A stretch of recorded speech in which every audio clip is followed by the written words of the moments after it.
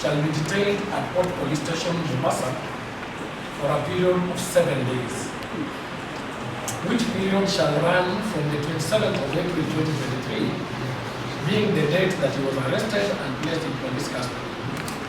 For avoidance of doubt, the detention period herein shall lapse on the 4th May 2023 at 0900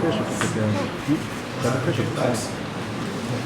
And the respondent shall be detained at Port Police Station, Mombasa, for a period of 7 days, which period shall run from the 27th of April 2023, being the date that he was arrested and placed in police custody. And for avoidance of doubt, the detention period ordered herein shall lapse on the 4th of May 2023 at 0900 hours. I hope that is clear. B, that this matter shall be mentioned on the 4th of May at 9 in the morning for the state to appraise the court on the status of the investigation and for further matters. C, parties to be at liberty to apply for any other appropriate, relevant, and non-desired matters. And orders according. I say, thank you very much. We appreciate it. We don't receive such reason rulings from them. I was seeking a small clarification with the last part. Our police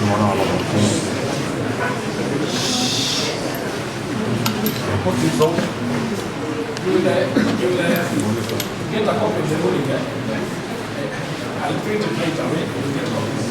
We'll print it out. The clarification that I'm seeking, I'm sorry, is one, it is clear that we are coming before you on Thursday. That is on the 4th of May. And it is clear that you have deemed the period sufficient.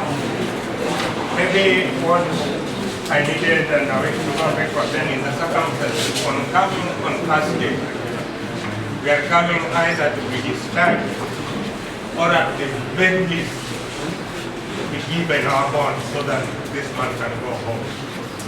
And that there will be no entertainment of any application seeking any incarceration from my friend Mr. Young, because that would negate everything that we have.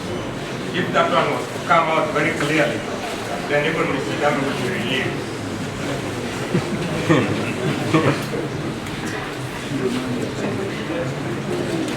And I allowed the second application that we have in regard to the defense, that the application that you have rendered a ruling on has no prayers to close the TV stations owned by the church. Neither has any court given those powers. This is the only court, Your Honor, we are for the response. Probably the court, the state can highlight, because the state is here, under which authority have they closed the church and also the TV station. Probably they might be telling us on the basis of that, because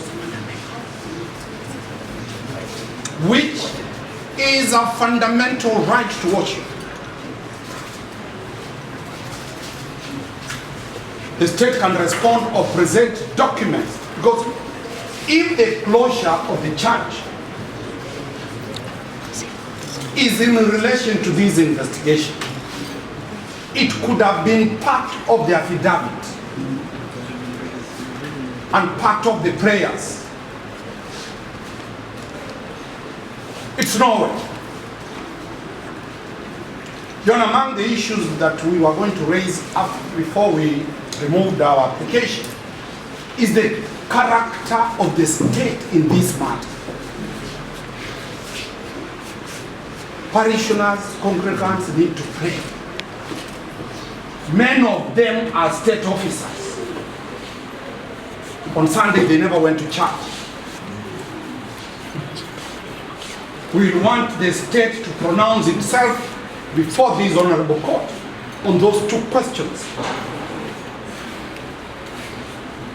We don't need to go to another court because the state has not dragged our plant to any other court. It is this court. Probably, Your Honor, the state can highlight on those two issues, and if they run away from it, then let the whole world know that the utterances of public officers on TV were illegal. They were not formed by any authority, by the judiciary. Maybe I can just say one line that maybe it should come out clear. When there is a fundamental right, and that one of worship is one, to go and try to stop a fundamental right, somebody must go to court. For you to go to court, then you must get orders. Those orders are the ones that then you serve on the person whose fundamental right you want to stop. But as you do that, you must also give that person a chance to be able to respond. In this particular instance, nothing has happened. If the state can, the reason why fundamental rights are there is to prevent excesses of the state, and this is an excess. And Your Honor, briefly before my president adds something. In the Garissa attack, the Garissa University attack. The president should speak before anyone. In the Garissa terrorist attack, the Garissa University terrorist attack, where more than 400 students died, there was no Muslim church or mosque or radio station that was closed. Neither was there any Muslim cleric who was arrested. In the Kambala issue, none of... I think, Mr. I've only finished that. Yes. The analogy you're doing there, I think the notes, they are very... Let me tamper it. Are very healthy. Let me tamper it slowly. That it is discriminatory, religious discrimination from the state in terms of how they are handling the Christian faith. Mr. President can go. You're right. I believe I've not been, no application has been made for this. No. Because then, you see that would amount to me in one of my orders, which I cannot have powers to do.